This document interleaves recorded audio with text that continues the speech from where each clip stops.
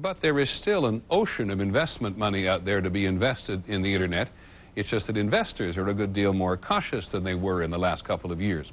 One of the things that many successful Internet firms have in common is someone in charge who knows how to run a business in a competitive environment. Here's ABC's Dan Harris.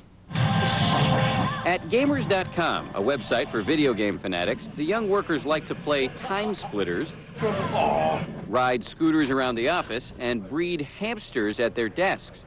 Last May, they got a new boss, who is definitely not one of the boys. It's like trying to manage a fraternity.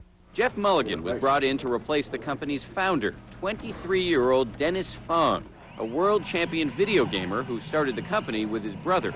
Two young guys who have minimal business experience can only take the company so far.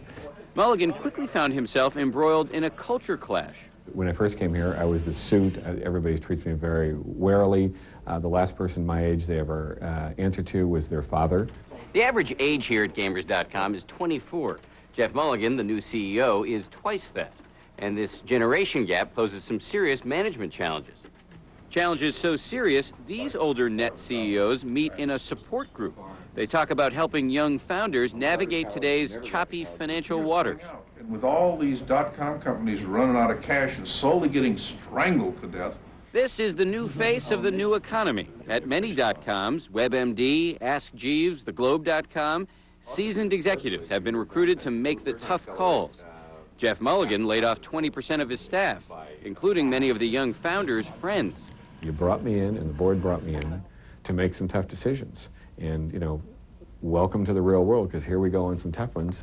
Taking the hard line may pay off. Gamers.com is set to turn a profit early next year. And while he's still the odd man out, he's the guy who wears the ironed khakis. His workers seem to recognize that in the newly treacherous dot-com economy, survival may require adult supervision. Dan Harris, ABC News, Richmond, California.